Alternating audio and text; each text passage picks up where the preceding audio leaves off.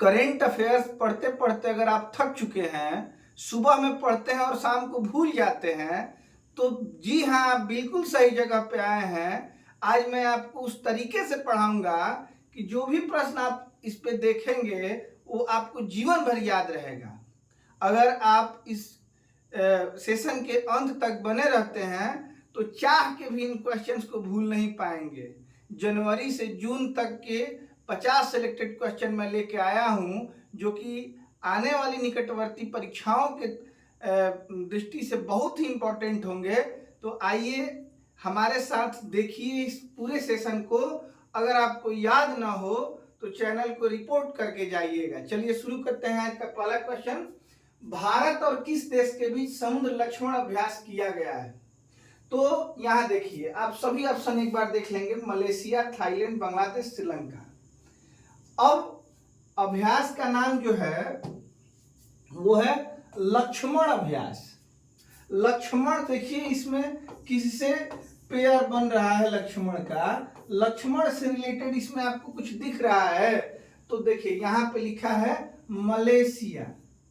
अब पकड़ना यही है, सभी क्वेश्चंस में मैं आपको ऐसे ही कुछ ट्रिक बताऊंगा जो कि आपको जीवन भर याद रहेंगे। लक्ष्मण के लिए आप ऑप्शन अगर चेक करेंगे तो इसमें सिया लिखा है, मलेशिया। सिया का मतलब होता है मित्रों सीता, और संबंध आप जोड़ सकते हैं सीता और लक्ष्मण माँ का, माता सीता और लक्ष्मण का। और इससे आप जीवन भर याद रख सकते हैं कि लक्ष्मण अभ्यास जो हुआ है भारत और किसके साथ हुआ है? मलेशिया के साथ।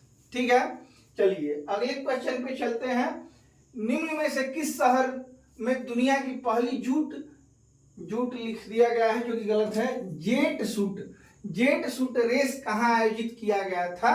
तो आप ये पिक्चर मैंने यहाँ पे लगाया है, इसको देखेंगे। जेट सूट का मतलब है कि देखिए ये पहन के उड़ रहे हैं ना, तो ये जेट सूट है। और आपको ये नदी दिख रही होगी, यहाँ पे नीचे नदी है और नदी में डूबना नहीं है। दुबई डूबना नहीं है। और इसको होस्ट किसने किया है? तो दुबई के द्वारा ये जेट सूट रेस किया गया है होस्ट। ये पानी में हुआ है और डूबना नहीं है। डूबने से आपको दुबई याद रखना है कि जो जेट सूट रेस है इसका आयोजन कहाँ? दुबई में किया गया है। ठीक है, चलिए अगले क्वेश्चन पे चलते हैं।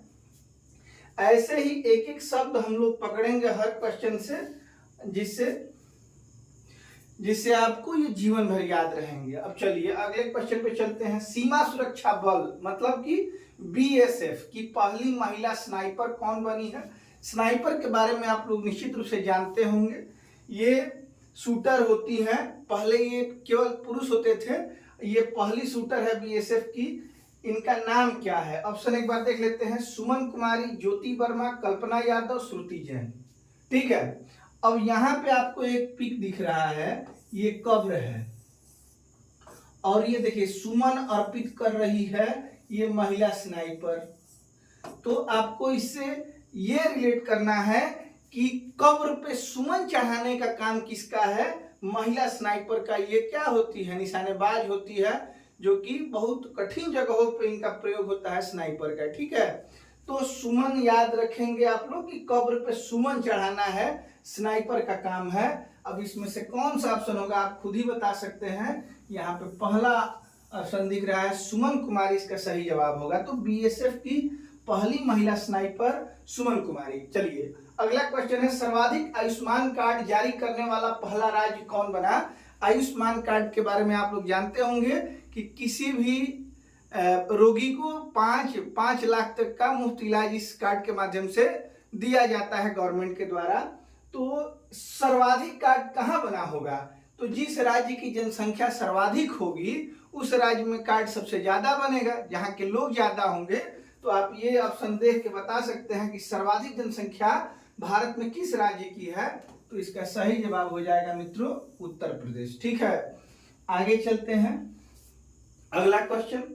तंबाकू नियंत्रण के लिए हाल ही में किसे ब्रांड एम्बेसडर नियुक्त किया गया है? तंबाकू एक नशा है, इसको छुड़ाने के लिए एक उपाय मैं आपको बता रहा हूं। सिंधु का जल पीना है। सिंधु, सिंधु मतलब नदी का जल पीना है, तंबाकू खुद ही छूट जाएगा, ये आपको याद रखना है। और आप ये ऑप्शन देखिए, पीवी सिंधु, विराट कोहली, नीरज चोपड़ा और हरमनप्रीत कौर। इसका सही जवाब होगा पीना है क्या? सिंधु। पीना है, सिंधु का जल पीना है तो तंबाकू छूट जाएगा, तो ये ब्रांड एम्बेसडर हो जाएंगी पीवी सिंधु। चलिए आगे चलते हैं। गर्भपात को, गर्भ गिराना, बच्चे को गिराना, जो अनचाहे बच्चे हैं जिनको लोग नहीं चाहते हैं, हमारे यहाँ मतलब भारत में ये कानूनन अपराध है।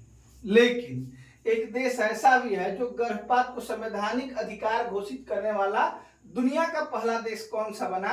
तो गिराने का मतलब फाल कराना बच्चे को, एफ से फाल को याद रखेंगे और एफ से ही क्या याद रखना है हमको? फ्रांस एक पहला देश बना है जिसने गर्भपात को कानूनी अधिकार दिया है। चलिए एफ से फाल, फाल मतलब गिराना बच्चा, और एफ से फ्रांस, ये भी याद रखेंगे। चलिए अगला क्वेश्चन देखते हैं। भारत की पहली अंडर रिवर मेट्रो सुरंग का उद्घाटन किस राज्य में किया गया? तो भारत की पहली मेट्रो जहां चली थी, कहां चली थी? कोलकाता में। और यहीं पे अंडर वाटर किस नदी में बनाया गया है? तो याद रखेंगे हुगली नदी में बनाया गया है, पश्चिम बंगाल में। किस नदी के अंदर टनल है? तो आप ये भी याद रखेंगे, हुगली नदी के अंदर मेट्रो टनल का निर्माण कराया गया है। आप ये याद रखने के लिए ऐसे याद रखेंगे कि पहली मेट्रो भी कहाँ चली थी? तो कोलकाता में ही चली थी। ठीक है, आगे चलते हैं अगले क्वेश्चन पे। साइबर क्राइम और स्पैम कॉल से निपटने के लिए हाल ही में कौन सा डिजिटल प्लेटफॉर्म लॉन्च किया गया है? तो देखिए मित्रों, आज की सबसे बड़ी समस्या जो है वो साइबर अपराध है। बहुत सारे घरों में जहाँ पे मोबाइल तो है लेकिन मोबाइल यूज करने वाले लोग अशिक्षित हैं, तो वहाँ पे और ज़्यादा ठगी हो रही है। इस पे सरकार ने अपने नजरें टिकाई हुई है कि कहीं कोई किसी के साथ ठगी ना कर ले। क्या कर रही है सरकार? तो नजर भिरा के रखी है। आप ये चित्र देखेंगे, आप ये पिक्चर देखेंगे, इसमें देखिए मोबाइल पे ये नजर आपको दिख रही है, और नजर का पर्यायवाची होता है, आंख का पर्यायवाची क्या होता है? चक्षु। तो चक्षु पोर्टल सरकार ने लॉन्च किया है कि कोई किसी से साइबर क्राइम ना कर सके, स्पैम कॉल के माध्यम से ठगी ना कर सके। इसके लिए कौन सा पोर्टल लॉन्च किया है सरकार ने? चक्षु। ये चित्र आपको याद रहना चाहिए, ये आंख का चित्र है और चक्षु का मतलब ही आंख ही होता है। चलिए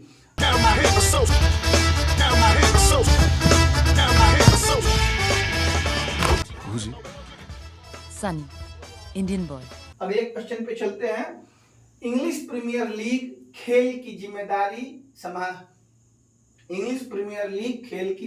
जिम्मेदारी संभालने वाले भारतीय मूल के पहले रेफरी कौन बने हैं? तो सबसे पहले आप लोग इंग्लिश प्रीमियर लीग फुटबॉल से रिलेटेड है, ये जानेंगे।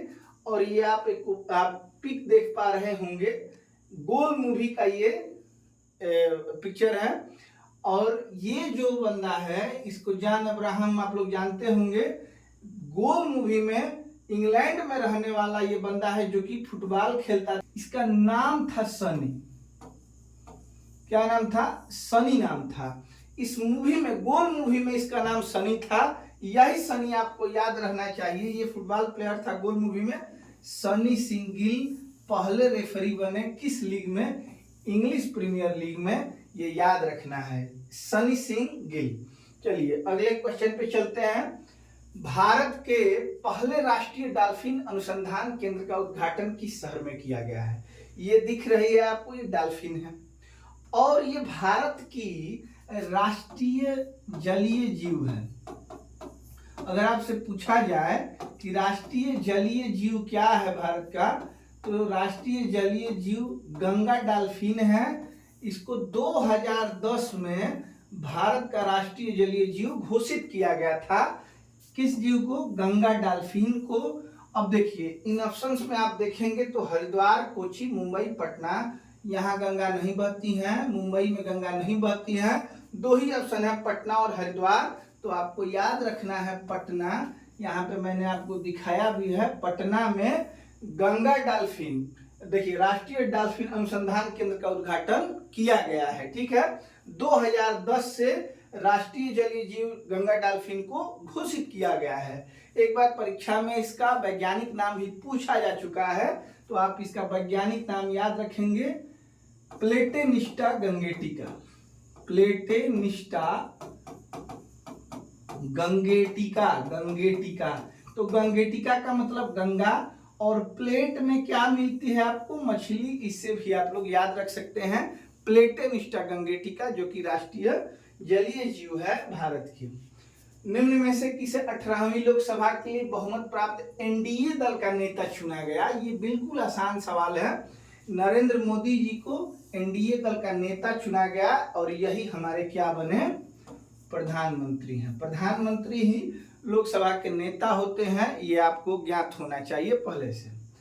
और एक इम्पोर्टेंट बात ये है कि इस बार जो चुनाव हुए हैं ये कौन से क्रम के चुनाव हैं, तो ये 18वीं बार है, मतलब ये 18वीं लोकसभा अब चल रही है। ये भी बराबर पूछा जाता है परीक्षाओं में, इसको याद रखना है।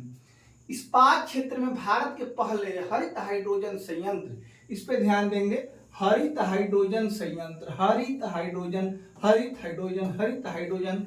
यहाँ देखिए हरित हाइड्रोजन, और इसमें एक है, उसको आपको पिक कर लेना है, हरित हाइड्रोजन हरियाणा, हरित हरित हरियाणा, याद रखेंगे आप। हरित हाइड्रोजन संयंत्र कहाँ पे बना है, तो याद रखेंगे हरियाणा में। ठीक है, चलिए अगले क्वेश्चन पे चलते हैं।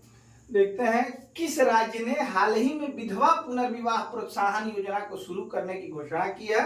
जैसा कि आप चित्र में देख पा रहे होंगे, ये माता कुंती है और ये इनके 5 पुत्र हैं जो इनको कंधे पे बैठा के ले जा रहे हैं। ठीक है, अब मैं आपको एक कथा सुनाता हूं, ये आप याद रखेंगे, तो विधवा पुनर्विवाह प्रोत्साहन योजना के बारे में आपको कभी डाउट नहीं होगा, ये आप चाह के भी भूल नहीं पाएंगे। कथा क्या है, देखिए माता कुंती को लेके ये लोग जंगल से जब जा रहे थे पांडव लोग, तो माता कुंती विधवा, महाराज पांडु की मृत्यु हो चुकी थी जब ये लोग वनवास काट रहे थे। तो वनवास के समय में एक स्थान से जब माता कुंती गुजर रही थी, तो उनके मन में शादी करने की इच्छा प्रकट हुई। तो उन्होंने अपने बड़े पुत्र युधिष्ठिर से कहा कि पुत्र ये बताओ कि मुझे शादी करने की इच्छा उत्पन्न हो रही है अंदर से। तो युधिष्ठिर घबरा गए कि अच्छा माता को शादी करने की इच्छा क्यों होने लगी। तो उनके एक भाई थे सहदेव, जो कि बहुत बड़े ज्योतिषी थे, उन्होंने, युधिष्ठिर ने सहदेव से कहा कि सहदेव थोड़ा चेक करो कि माता को ऐसा विचार क्यों आ रहा है। तो सहदेव ने बताया कि भैया हम लोग माम भूमि में हैं। किस भूमि में, आप याद रखेंगे, माम भूमि में है, और ये भूमि ऐसी है कि यहाँ पे विधवा को भी शादी करने का मन करने लगेगा। और ये भूमि कोई और नहीं, वर्तमान का जो झारखंड है, यही भूमि थी जहाँ पे उस समय माता कुंती को ये विचार आया था। मतलब ये विधवा होते हुए भी इनको शादी करने की इच्छा जागृत हुई थी माम भूमि में। ये माम भूमि कहाँ है, तो झारखंड में। तो याद रखेंगे विधवा को पुनर्विवाह करने के लिए प्रोत्साहन की योजना कहाँ पे लाई गई है, झारखंड। हाल ही में किस देश ने आधिकारिक तौर पर अपनी अंतरिक्ष एजेंसी को लॉन्च किया है, तो बहुत देश ऐसे हैं जो कि अंतरिक्ष एजेंसी लॉन्च कर चुके हैं, लेकिन लास्ट में दिशा का नाम आप याद रखेंगे, पूरब पश्चिम उत्तर दक्षिण, सबसे लास्ट में दक्षिण आपको याद होगा, साउथ कोरिया। साउथ कोरिया ने अभी हाल ही में अपनी अंतरिक्ष एजेंसी लॉन्च की है, जिसका नाम है कासा, KASA। पूरा अगर कहा जाए तो कोरियन एरो स्पेस एजेंसी। ठीक है, कोरियन एरो स्पेस एजेंसी, जो कि किसकी एजेंसी है, साउथ कोरिया की एजेंसी है, दक्षिण कोरिया की एजेंसी है, आपको याद रहना चाहिए। चलिए, किस राज्य ने हाल ही में अपना पहला जेनेरिक AI शिक्षक आयरिस, नाम क्या है शिक्षिका का, ये देखिए शिक्षिका महोदया है, इनका नाम है आयरिस। आयरिस। तो जैसे मैं प्रयास कर रहा हूं आप लोगों को करंट अफेयर्स को घोल के पिलाने का, वैसे ही आयरिस मैडम जो है आर्टिफिशियल इंटेलिजेंस वाली टीचर हैं, ये भी आपको घोल के पिलाएंगी। अब ये किस राज्य के बारे में ये क्या पिला सकती हैं, तो बिहार का जूस, उड़ीसा का जूस, उत्तर प्रदेश का जूस, केरला का जूस। तो देखिए करेला का जूस पिलाएंगी ये मैडम। ठीक है, जो ये AI वाली मैडम है, किसका जूस पिलाएंगी, केरला का जूस पिलाएंगी, माने करेला का जूस पिलाएंगी। ठीक है, ऐसे आपको याद रखना है। और भी एक बात याद रखेंगे कि भारत में सबसे साक्षर अगर राज्य की बात की जाए तो केरला ही है। और यहीं पे एक शिक्षिका हुई हैं जिसका नाम क्या रखा गया है, आयरिस। ये हम लोगों की तरह नहीं है, ये आर्टिफिशियल इंटेलिजेंस वाली है, मतलब ये प्रोग्राम पे चलती है, ठीक है, ये भी याद रखना है। चलिए आगे चलते हैं। भारत का पहला सरकारी स्वामित्व वाला ओटीटी प्लेटफॉर्म किस राज्य ने लॉन्च किया? तो ओटीटी प्लेटफॉर्म, सरकारी ओटीटी प्लेटफॉर्म लॉन्च किया है केरल ने। केरल ने, उसका नाम भी आप याद रखेंगे, सी स्पेस उसका नाम है। ओटीटी प्लेटफॉर्म मतलब ओवर द टॉप, जैसे आप लोग मूवी देखते होंगे, नेटफ्लिक्स है, ये क्या है, ओटीटी है, लेकिन वो प्राइवेट है। पहला सरकारी ओटीटी प्लेटफॉर्म केरल राज्य ने लॉन्च किया है, उसका नाम आप लोग याद रखेंगे, सी स्पेस। चलिए अगले क्वेश्चन पे चलते हैं। सरकार ने डाक मतदान के लिए न्यूनतम आयु सीमा बढ़ाकर कितना कर दिया है? डाक मतदान का मतलब सरकार का ये मानना है कि कुछ लोग जिनकी उम्र बहुत ज्यादा हो चुकी है या बीमार हैं उम्र के कारण, तो वो डाक मतदान कर सकते हैं। डाक मतदान मतलब कि उनको मतदान केंद्र पर जाने की आवश्यकता नहीं है, वे घर से ही डाक के माध्यम से दूर से मतदान कर सकते हैं, हॉस्पिटल में रहते हुए या कहीं और आने जाने में अगर वे सक्षम नहीं है तो डाक के माध्यम से अपना वोट दे सकते हैं। तो पहले सरकार मानती थी कि 80 साल के अगर बुजुर्ग कोई है तो वे डाक मतदान कर सकते हैं, लेकिन अब सरकार ये मानती है कि ये 85 साल के अगर बुजुर्ग होंगे तब इनको डाक मतदान करने का अधिकार दिया जाएगा, मतलब कि 5 वर्ष की वृद्धि इसमें कर दी गई है। पहले ये आयु कितनी थी, 80 साल की थी, ठीक है, अब कितनी है, तो 85 साल है। पहली एशियाई राफ्टिंग चैंपियनशिप का आयोजन किस शहर में किया गया? देखिए यही राफ्टिंग चैंपियनशिप, ये नदी में आपको दिख रहे हैं लोग, ये इसका आयोजन किया गया था भारत में, हरिद्वार में तो बिल्कुल नहीं। ये कौन सी जगह है, तो पूजा पाठ की जगह है। ये शिमला में ऐसे राफ्टिंग चैंपियनशिप का आयोजन किया गया था, इसको आप लोग एक बार याद करेंगे, ठीक है। चलिए अगले क्वेश्चन पे चलते हैं। तामास मास सुल्योक को निम्न में से किस देश के नए राष्ट्रपति के रूप में चुना गया है? तामास याद रखेंगे, मास का कौन खाता है? Italy, Hungary, Sweden, Kenya. Hungary का मतलब होता है भूखा, जो भूखा होता है क्या खाता है? तामास खाता है। मास याद रखेंगे आप लोग, मास हंगरी खाता है, और मास को आप याद रखेंगे, मास अगर आए तो राष्ट्रपति कहाँ के हो जाएंगे? हंगरी के। हंगरी का मतलब होता है भूखा। चलिए निम्न में से किस राज्य द्वारा इंदिरा गांधी प्यारी बहना सुख सम्मान निधि योजना को शुरू किया गया है? तो ये योजना एक है जो इंदिरा गांधी के नाम पे है। इंदिरा गांधी के नाम पे, बदले की राजनीति अभी देश में चरम पे है। इंदिरा गांधी के नाम पे योजना यूपी गवर्नमेंट कभी नहीं चला सकती, क्योंकि यहाँ पे किसका शासन है? बीजेपी का। बिहार गवर्नमेंट नहीं चला सकती क्योंकि यहाँ पे भी बीजेपी और प्लस जदयू का शासन है। अब देखिए पंजाब गवर्नमेंट भी नहीं चला सकती क्योंकि यहाँ पे पूर्णतः आप का शासन है, आम आदमी पार्टी का। अब एक ये ऑप्शन बच जाता है हिमाचल प्रदेश, यहीं पे कांग्रेस की सरकार है और कांग्रेस की सरकार ही चला रही है इंदिरा गांधी प्यारी बहना सुख सम्मान निधि योजना। अब देखिए एक और इसमें ट्रिक है, हिम का मतलब होता है आइस, और बहन इंदिरा गांधी को क्या दे के सम्मानित करना है? तो आइसक्रीम। आइस का मतलब हिम होता है, हिम से हिमाचल प्रदेश आप लोग याद रखेंगे।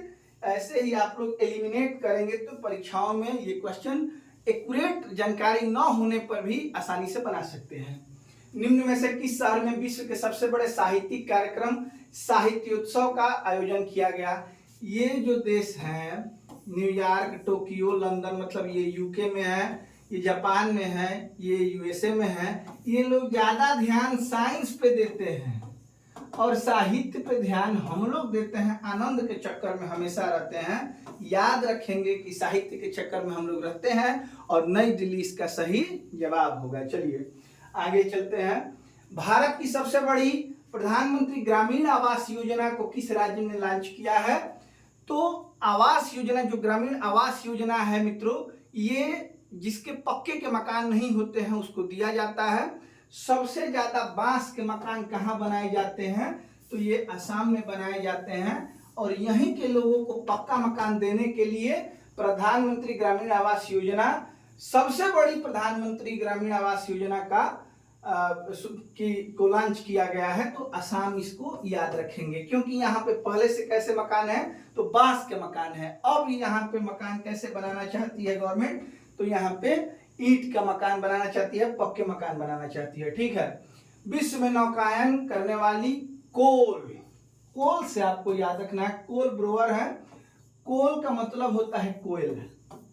खैर ये नाम है, मैं ऐसे आपको याद करने के लिए बता रहा हूं। अगर आपसे पूछा जाए कि कोयले का भंडारण सबसे अधिक कहाँ हुआ है, तो 2 क्वेश्चन आपके इससे तैयार हो सकते हैं। सबसे ज्यादा भंडारण कोयले का होता है अमेरिका में, और कोल ब्रोयर ये नौकायन करने वाली पहली महिला है, वो किस देश की है, तो अमेरिका की है। दोनों बात आप लोग याद रखेंगे, दोनों फैक्ट हैं।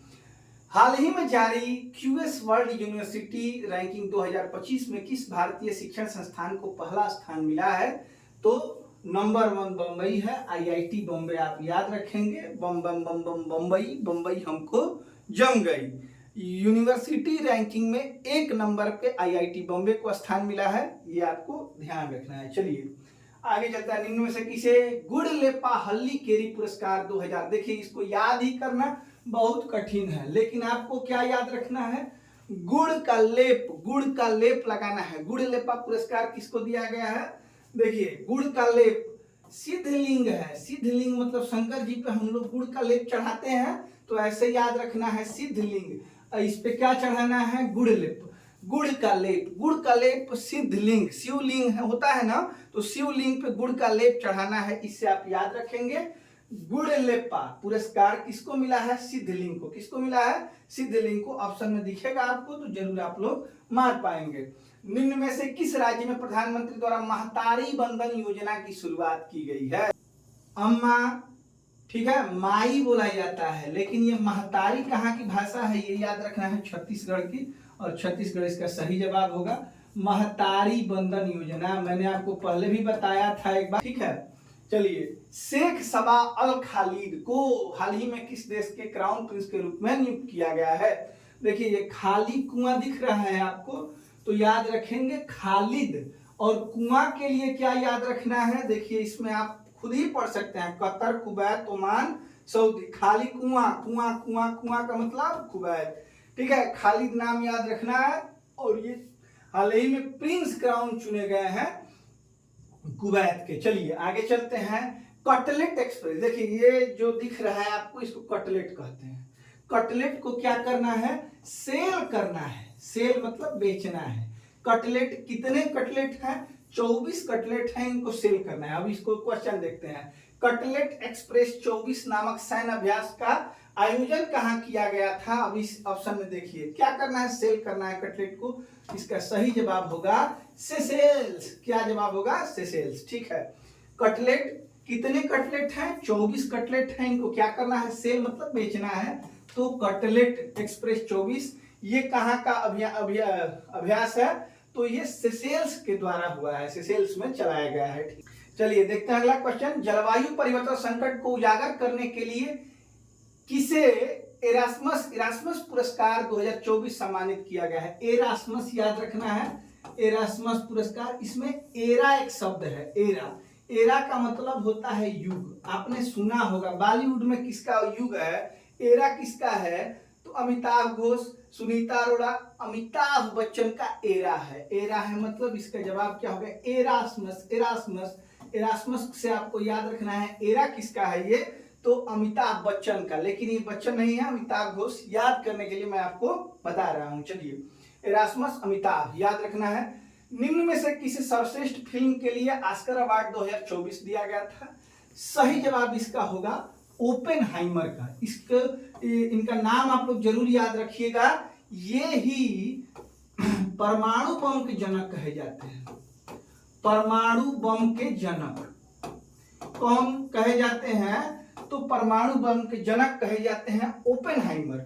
उन्हीं के नाम पे ये मूवी बनी थी जिसको ऑस्कर में सर्वश्रेष्ठ फिल्म का पुरस्कार दिया गया है, ठीक है। ये अमेरिकन थे, ये एक वैज्ञानिक थे ओपेनहाइमर। ये ही परमाणु बम का आविष्कार इन्होंने ही किया था द्वितीय विश्व युद्ध के दौरान। इन्हीं के नाम पे जो मूवी बनी है उसको ऑस्कर में सर्वश्रेष्ठ मूवी का पुरस्कार दिया गया। ऐड करते हुए आंसर हुआ में क्या बेस्ट एक्टर वो कैरेक्टर वर्क में होगा ठीक है। कलियन मर्फी ओपेनहाइमर एक एक्टर और इसी के एक्टर हैं कलियन मर्फी। इनको ऑस्कर में बेस्ट एक्टर का अवार्ड भी ओपेनहाइमर मूवी में एक्टिंग करने के लिए कलियन मर्फी को ही दिया गया है। तो बेस्ट एक्टर का अवार्ड आप याद रखें कलियन मर्फी। और बेस्ट मूवी ओपेनहाइमर। परमाणु बम के जनक कौन थे? ओपेनहाइमर थे। इन्हीं के नाम पे ये मूवी बनी थी। ठीक है, चलिए 71वें मिस वर्ल्ड का आयोजन भारत में किया गया। यह किसने जीता है? तो भारत में जो आयोजन हुआ, एक कौवा थी, कौवा पता है ना, कौवा पक्षी, कौवा जीती है। अब आप ये केवल ये याद रखेंगे कि मिस वर्ल्ड का इस बार खिताब कौवा को मिला है। ठीक है, क्रो को। तो कौवा इसमें कहाँ दिख रही है? क्रिस्टीना पिस्कोवा, सिनी शेट्टी, एक्सेल रेने और इमेन मेहरा जी। कहाँ कौवा दिख रही है? तो यहाँ देखिए दिख रहा है कौवा। कौवा याद रखना है। और ये 71वां आयोजन था मिस वर्ल्ड के लिए, ये भी आपको याद रखना है। मिस वर्ल्ड किसने जीता है? कौवा ने जीता है। भारत के पहले इंडोर एथलेटिक्स सेंटर का उद्घाटन किस राज्य में किया गया? तो देखिए ये ओडिशा में है। ये स्टेडियम ये इंडोर एथलेटिक्स के लिए बनाया गया है, पहला ये स्टेडियम है। आप इसको याद रखेंगे।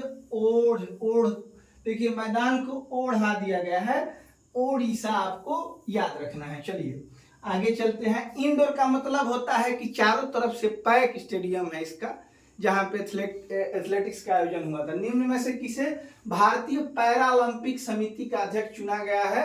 तो देवेंद्र झाझरिया इसके सही जवाब होगा। आगे चलते हैं। जेम्स एंडरसन का नाम किसने नहीं सुना है? 700 टेस्ट विकेट लेने वाले खिलाड़ी हैं इंग्लैंड के। मुझे नहीं लगता कि इसके लिए किसी ट्रिक की जरूरत आपको होगी। आगे चलते हैं। निम्न में से किसे 2024 के लिए पृथ्वीकर पुरस्कार दिया गया है? वास्तु के क्षेत्र में पृथ्वीकर पुरस्कार दिया जाता है और ये मोटे मोटे लोगों को दिया जाता है। याद रखेंगे पृथ्वीकर पुरस्कार। इसमें मोटो कहीं अगर आपको दिखे, डिवेडो फ्रांसिस केरे को नहीं मिला है। डेविड चीपरफील्ड इनको भी नहीं मिला है। रिकेन यामामोटो मोटो लोगों को दिया जाता है, मोटे लोगों को याद रखेंगे। रिकेन यामामोटो को दिया गया है पृथ्वीकर पुरस्कार। पृथ्वीकर पुरस्कार जो है वो वास्तु के क्षेत्र में दिया जाता है। पुलित्जर पुरस्कार पत्रकारिता के क्षेत्र में, और ये पृथ्वीकर पुरस्कार की बात मैं कर रहा हूं, ये वास्तु के क्षेत्र में दिया जाता है। हाल ही में आयोजित 77वें संतोष ट्रॉफी, इसमें संतोष करने वाला कौन है? बिहार को दर्जा चाहिए विशेष राज्य का, इसको संतोष नहीं है। गोवा में संतोषी लोग नहीं जाते हैं। सेना ही एक है जो संतोष कर लेती है। अग्निवीर में भर्ती करोगे तभी चलेगी। तो संतोष ट्रॉफी किसने जीता है? फुटबॉल की ट्रॉफी है। संतोष किसने किया है? तो आपको याद होना चाहिए कि संतोष कौन करती है? तो सेना को ही संतोष है और किसी को देश में संतोष नहीं है। याद रखना है संतोष ट्रॉफी सेना ने जीता है। निम्न में से किस देश ने रूबेला और खसरा से लड़ने में शानदार सफलता के लिए प्रतिष्ठित खसरा और रूबेला चैंपियन पुरस्कार जीता है? ये अपना भारत है। देख रहे हैं लाल लाल जो ये छाले की तरह जो ये देखिए, एक तरफ मैंने चिकन पॉक्स के रोगी का चित्र लगाया है और एक तरफ एक खसरा का रोगी है उसका चित्र मैंने लगाया, दोनों सेम ही है थोड़ा। तो आप याद रखेंगे कि भारत ने ये पुरस्कार जीता है किस रोग से लड़ते हुए? तो रूबेला और खसरा जैसे बीमारियों से लड़ने के लिए उसको खसरा और रूबेला चैंपियन पुरस्कार से नवाजा गया है भारत को। चलिए, नायब सिंह सैनी को हाल ही में किस राज्य का मुख्यमंत्री बनाया गया है? सभी राज्य के मुख्यमंत्री मैं आपको बता रहा हूं। झारखंड के पहले थे हेमंत सोरेन, फिर ये जेल चले गए और उसके बाद बने चंपई सोरेन, फिर ये अब जेल से छूट चुके हैं और फिर एक बार अपना पद किसने संभाल लिया है? हेमंत सोरेन ने। राजस्थान में राज चल रहा है किसका? तो भजन लाल जी का।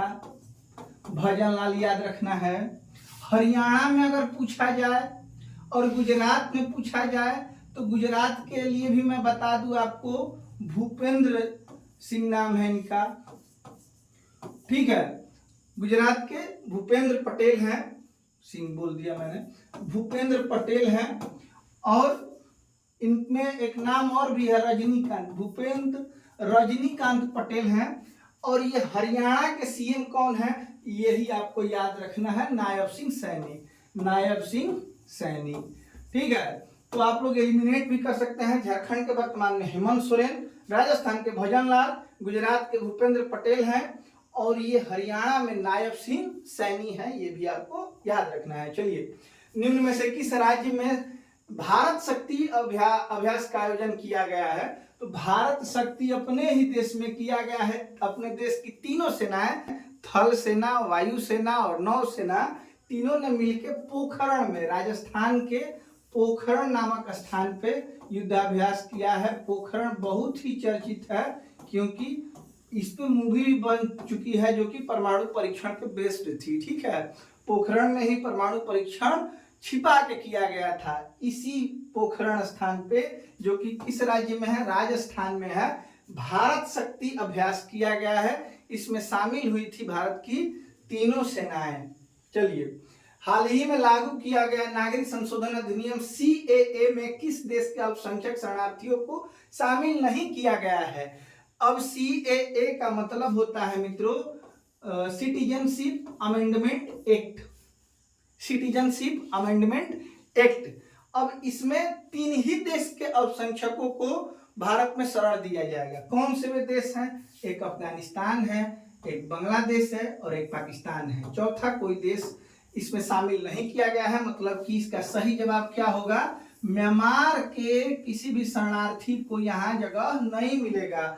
आपने रोहिंग्या मुसलमानों के बारे में जरूर सुना होगा, जो कि म्यांमार से प्रवासित थे, उनको भारत में सिटीजनशिप नहीं मिल सकता है क्योंकि म्यांमार को शामिल इसमें सीएए में नहीं किया गया है। 3 देश आपको याद रखने हैं, अफगानिस्तान, बांग्लादेश और पाकिस्तान। मवेशी तस्करी पर लगाम लगाने के लिए मवेशी तस्करी पे जम्मू कश्मीर याद रखना है।